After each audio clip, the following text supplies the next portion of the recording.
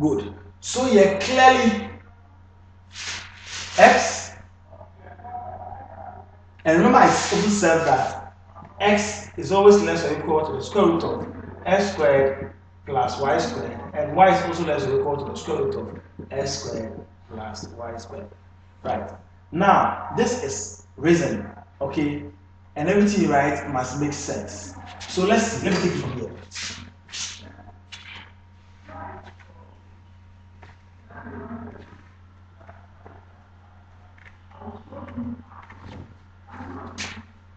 In place of x, the numerators, okay, x4 and y4, I'm going to put this bigger numbers there, right?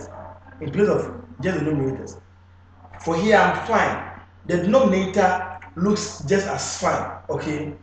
It looks like the distance, my distance here, and I can replace with delta. Remember, our aim is to be able to do this. Express delta in terms of epsilon and show that whatever we are having is positive. Then we are finished. That is what we are looking for. So I'm going to write this, that x4 plus y4 all over x squared plus y squared absolute is always less or equal to. Now remember, if I have two numbers, right, a and b, and I increase a little, I increase a to a prime and divide by b, definitely this one will be bigger than what? This one. So I'm claiming that this here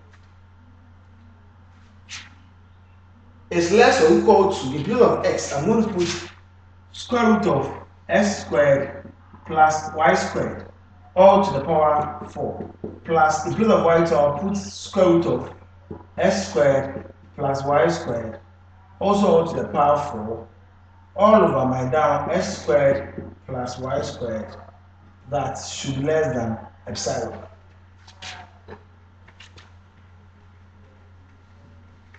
Should be less than epsilon. Okay.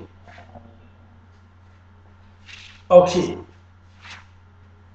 Moving on. Now if I just simplify this will take off the square roots and I'll get square. So this here becomes 2x squared plus y squared all squared all over x squared plus y squared absolute should be less than epsilon. Okay. This one cancels that, and I'll have 2x squared plus y squared, which is less than epsilon. Okay. Now this,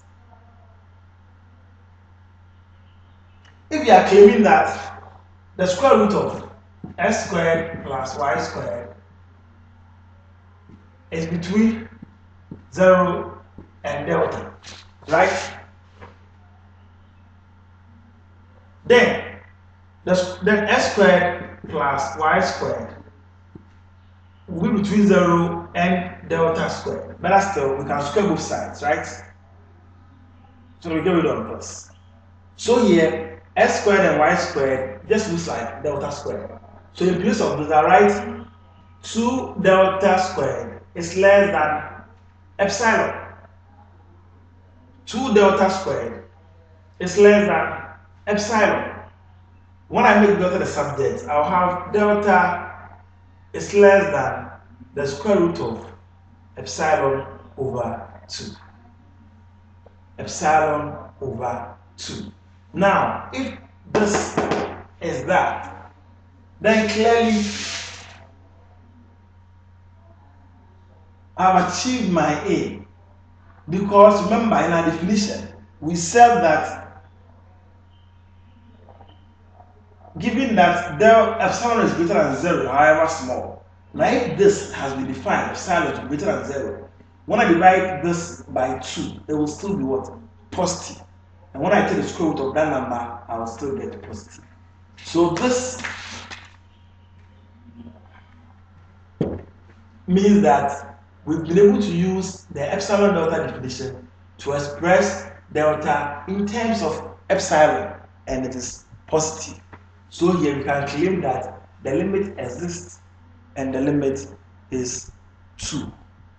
The limit exists and the limit is 2. Okay. Now, if you look into several books, there are lots of ways of doing this. There is no one clear-cut way. It is reasoning. But the more you look into books, the more you become familiar with this, right? So I will entreat you to look at how it's done in some several books, and you have more understanding. So stop here and look at continuity of functions of several variables.